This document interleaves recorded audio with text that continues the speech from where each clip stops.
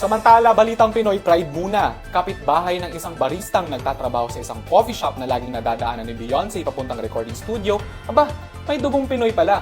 Ang nakaka-proud na balitang yan hatid sa atin ni Gemma. Gemma?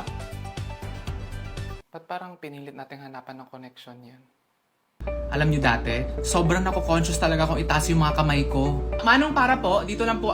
Manong para po. Raise your hand para mapansin ka, Char. Lalo na yung after a long hot day of sweating, nawawalan talaga ako ng confidence. Sige po, sa bahay niyo na lang ako bababa. Everyday, may jahe moments talaga. Waiter! Hala, ba't amoy sibuyas? Sino nagigisa ng sibuyas? Siya ba yun? Siya ba yung amoy sibuyas, Char? Buti na lang I found the best and leading sanitary napkin in the industry. Buti na lang I found Rexona Eye School for Men. Try Rexona Eye School for Men with 48-hour underarm sweat protection. Rexona Men Eye School with Motion Sense, now in anti-stain formula which helps you prevent yellow stains and white marks and provides 48-hour protection against odor and wetness. It's alcohol-free and dermatologist tested. Simula na Waiter! nag-Rexona ako, mas naging confident na ako. Waiters! Ay hala, masyadong papansin. Kailangan ba talagang gawin yan? Parang wala namang breathing.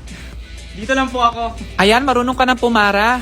Mas confident na kasi ako ngayon. Hoy, ano ba? Baba na. Ang dami naman, chika. Nagtatrabaho tayo dito eh. Pinagkatiwala ng Rexona ang mga produkto nila kay Davao Conyo. Kaya kung mahal mo ako, itry mo na to please. Baka last chance ko na, ha? Hoy! Morning Joyce! Ano, tulog ka pa rin? Nakapaglinis na ako, nakapaglaban na ako, tapos ikaw natutulog ka pa rin? Gala ng gala sa Sabado, tapos magre-reklamo na kulang yung tulog. Oh, hindi ka pa nakapagbihis, kadiri ka. Sunday na Sunday, pinapainit yung ulo ko. Lumabas ka doon, bumili ka ng suka. Manang Cora, pabili po ako ng suka.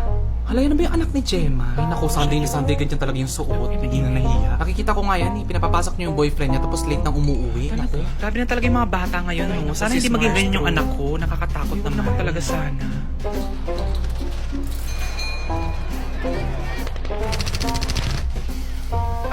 Pa, yung mga aso sa labas, pwede bang pakainin mo muna? Nagluluto pa kasi ako. Uy, Marie, tawag ka na nanay mo, pakainin mo doon yung aso. Punta mo na doon. Bato, Papa, yung sinabi, kailan pa ako nagkabigote? Sige na, baka magalit na naman yung nanay mo eh. Punta mo na doon.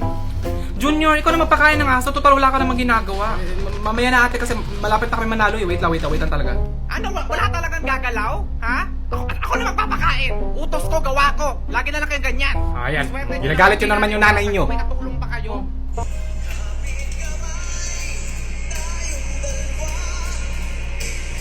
Basura! Patapon basura! Ma'am? Patapon basura, ma'am? Ma'am? Basura ka, ma'am? Finally, tapos na ako sa paglinis ng bahay. Ayan, makapag-karaoke na nga lang para makapag-relax ka naman. Na! Ma, bakit? Ba't wala dito yung paborito ko? Yung si Lizzo. Soberano? Hindi, si Lizzo. Yung kumanta ng ano, yung in a minute. Yung ganon. Dami namang minutes dun, 1 hour. Hindi kasi luma na yung mga kanta natin sa karaoke, pero pwede mo namang i-search sa internet na lang, o kahit anong songs pwede mo i-karaoke. Pwede ko i-search online? Sige, Lizzo. Hala, anak, andito nga yung song! At saka pwede na pala talaga mag-karaoke online, no? At saka in fairness, ang bilis ng internet natin, nag-load ka. Oo, kasi nga, di ba, nag-switch na tayo to Sky Fiber. Alam mo ba, ever since nag-switch tayo, nako, ang bilis na talaga mag-load ng mga K-dramang pinapanood ko. Hindi katulad dati ng lag ng lag. Ay, oo nga pala! Nag-switch na nga pala tayo to Sky Fiber. Kasi bukod sa 1299 lang siya per month, meron ka ng 30 Mbps plus boosted pa yan up to 45 Mbps hanggang October 31. Ba't grabe naman yung energy mo, ma? At saka meron pa yung free wifi mesh para wala talagang dead zone sa bahay. Hay nako, swak sa bili, sulit sa bulsa talaga yung Sky Fiber, ma. Hindi katulad yung internet natin dati, mahal na nga, mabagal pa. True, buti na talaga nag-switch tayo to Sky Fiber. Ma, baka naman pwede mo taasan yung baon ko kasi nakatipid tayo sa internet. Ganun ba yun? Oo, ganun yun. Di pa ba sapat na tinasan ko na yung pasensya ko sa'yo kasi ang titipid din ang grades mo? Babe, ilang beses ko na ba sinabi sa'yo na pag naglagay ka ng laundry sa basket, ilagay mo ng maayos? Ba't ang init agad ng ulo mo? Eh, ang dali lang kasi, oh. Ayan, no. Alam mo kung ayaw mo may nagagalit sa'yo tuwing nagiging makalat ka, mabuti pa maghiwa. Sure, mahirap bawiin pag nasabi mo na. Mabuti pa maghiwa na lang ako ng apple. Hindi pa ako tapos eh. Favorite natin to. Gusto mo? Yes, please. Love you. I love you too. Babe, diba sinabi ko na sa'yo na huwag ka nga mag-iwan ng basura sa car, especially pag pagkain, kasi nilalanggam yung sasakyan eh. OA mo naman, para yan lang. Eh di kung ganyan na gusto mo magtapon ng basura kahit saan mo gusto na walang nagagalit sa'yo, mabuti pa mag-break. Sure? Final na? Mabuti pa mag-break dance na lang tayo. Oh.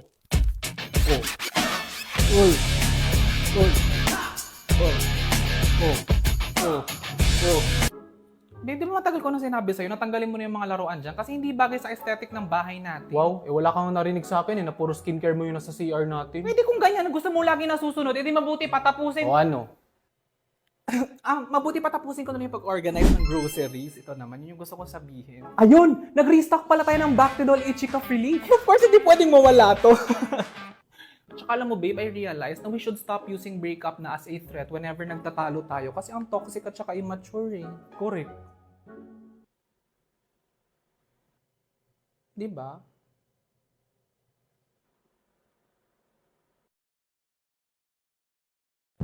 Ethan, Hannah, pumunta na kami dito as your best friends para naman makapag-advise kami sa kung ano man yung pinag-aawayan ninyo. Oo nga, ano ba kasi yung problema? Ang akin na naman kasi is huwag mo naman masyadong pinipersonal yung sinasabi ni Mama kasi concerned lang naman siya sa atin. But Ethan, it's their words! It's their words! They're like arrows! It pierces right through me! Ay, hala. Ano yung pierce? Yun ba yung bagong mag-second? It's because you're giving their words the weight of mountains when they're mere pebbles thrown absent-mindedly. Yes, their words may be just drizzle for you, but for me, it's a deluge. Deluge. And if you can't see me drowning, I wonder if you even know my depths at all. May gusto akong sabihin eh, hindi lang talaga ako makapasok. Of course, I know your depths. Even your ripples are like waves of ocean to me. Itigil niyo na nga yan at saka magmahalan na lang tayo. Wow. Give mo na, wala kaming cable sa bahay. Okay, sorry. Bestie, baka nakakalimutan mong isa ka sa nagkukumpleto sa saya ng Pasko ng pamilya ni Ethan. At dahil yan sa special... Masyado ka malapit. At dahil yan sa specialty mo spaghetti na may Eden cheese. Diba ating that malinam ng goodness sa spaghetti mo dahil gawa ang Eden sa real cheese at milk? Baka nakakalimutan mo, Hannah, na sinabi ng nanay ni Ethan na yung spaghetti mo ang pinakapaborito niyang handa sa Noche Buena. Nakakalimutan mo ba yun, Hannah?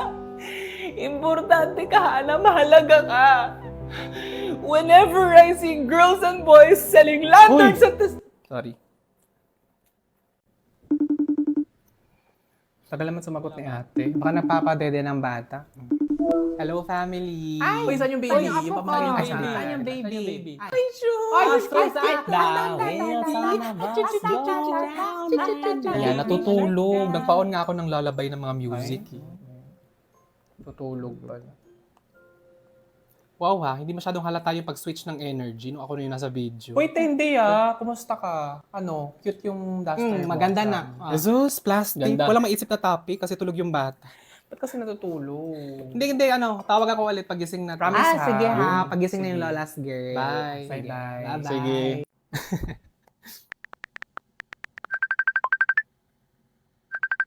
Ayoko. Too much commitment.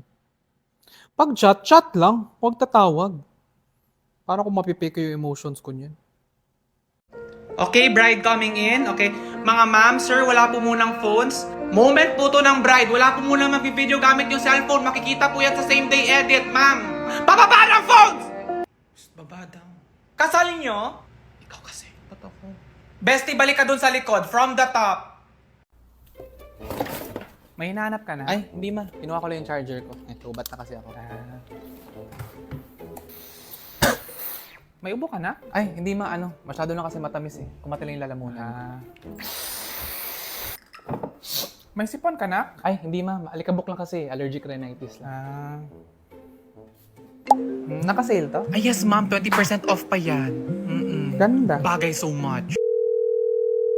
May brown nito? Ay, wala po. Cream na lang. Bilhin nyo na, ma'am. Last pair na yan.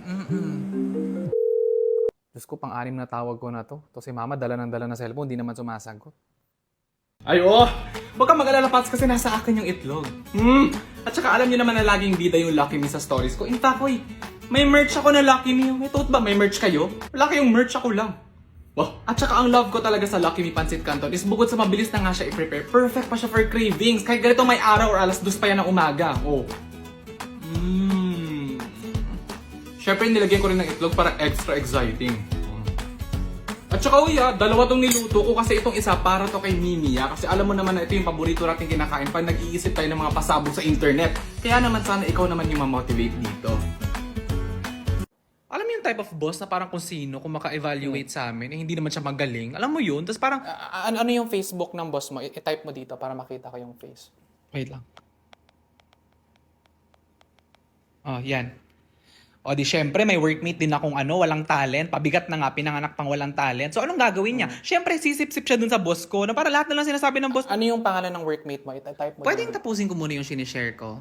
Okay lang? Hindi, type mo lang kasi visual learner ako pagdating sa chismis. Alam mo yan, pag gusto ko ma-imagine ko ng tama yung mukha ng mga taong kaiinisan ko rin.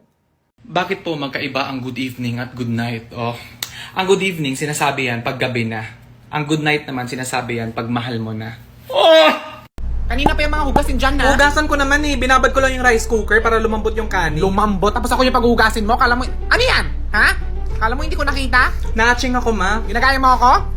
Hugasan mo na yan. Daming hugasin na. O ba't kanya ka makatingin? Sa aming lahat dito ako yung pinakamadaling hugasan. Tsura nito. Huy, kutsara ako din. Madali lang din ako hugasan. Kasi nga, di ba, partners in life tayo. Anong part? Hoy, excuse me, inuwi ka lang dito galing karinderya. Kita mo nga hindi tayo same ng design. Ang ingay nyo. Sa inyong lahat naman dito, kayong dalawa yung pinakamadumi kasi kayo yung pinapasok sa bunganga. Ay nako, sponge. Totoo. Hindi kagaya sa akin na dito lang sa taas tumatama yung mga labi ng mga tao. Because I'm baso. I'm easy to hold and I'm easy to wash. Easy to hold, easy to... sa ating lahat dito, ikaw yung madaling mabasag. Set kayong dumating dito sa bahay tapos ngayon ikaw na lang yung natira. Hoy, hiyang-hiya naman ako sa laki mo. Hoy, makinis ako. Makinis ka nga, maitim naman yung puwet mo. Pero totoo naman. Isa ka pang mahirap hugasan, no? Lalo na pag tumigas yung mga kanin. Grabe ka, binababad naman ako. Hi guys! Hi sa inyong lahat. Kung napapansin nyo, ako lang yung gamit dito na floral yung design. Kaya pwede ba, ibalik nyo na ako sa kapitbahay. Binigyan na nga kayo ng spaghetti tapos hindi nyo ibabalik yung plato. Hi guys! Long time no see ako. Sorry, hindi tayo nakita nung weekend kasi naiwan ako sa office. Oo, amoy nga namin. Parang awa nyo na ipag-retire nyo na ako at tagal na akong ginagamit. Hindi pa ako pinapalitan. Gamit na ako. Dumaan na ako sa inyong lahat. Namiss ko na mag-day off. Uy, Sponge, huwag ka na umiyak kasi narinig ko kanina na mag-grab food sila for dinner. Oo, kaya naman makakapagpahinga ka na. Ay, nako, totoo yan. Kasi sa grab food, ang dami-daming options na bagay sa kahit na anumang cravings. Uy, at saka ang rinig ko pa na bukod sa mabilis at convenient na nga mag-grab food, may base delivery fee pa sila na for as low as 39 pesos lang. Ay, nako, totoo yan, tinidor. At saka ito pa, narinig ko rin na no minimum spend pala across all cities in Metro Manila at damay na rin ang mga taga Bulacan, Cavite, Rizal at Laguna. Wow! Ang galing pala talaga ng grab food! Pero pwede ba, tulungan nyo muna ako umapela sa pamilyang to na itapon na ako? Hala, di ba dating lalagyan ka ng mango float tapos ngayon nilalagyan ka na ng tirang kanin? Oo nga, pero di ba lalagyan ka na ng lumpia wrapper ngayon? Oo nga, ba't ngayon amoy bangus ka na? Oo, lahat ng yan dumaan sa akin. Kaya pwede ba, ipag-retire nyo na ako? Ma, itong Tupperware natin, matagal na kasi to. Pwede ba itapon ko na? Ay, wag! Hugasan mo lang tapos gagawin ko lalagyan ng mga sinulid at saka mga pantahe. Huwag mo itatapon yung mga ganyan, sayang. Ay, wow, na-promote. Hello friend, good evening. Sorry, medyo late na. Bakit? Bakit ka tumawag? Hindi, kasi naalala mo ba yung may chinika ka sa akin last week tapos pinag-promise mo ako na hindi ko ikakalat? Bakit kinalat mo? Hindi ko kinalat. Tumawag lang ako kasi, pwede ko bang i-share kay mama? Ha? Sa mama mo? Wala siyang pake, promise. At saka hindi ka naman niya kilala personally, hindi siya kasali sa issue, so parang safe lang. Alam mo yun? Yan lang ba yung tinawag mo? Hindi kasi pag ganito kasi may secret ako alam, tapos wala akong pinagsasabihan, para kasi ako sasabog na hindi ko maintindihan, para ako masisiraan ng bait. Sige, sa mama mo lang ha. Ma, gising ka pa?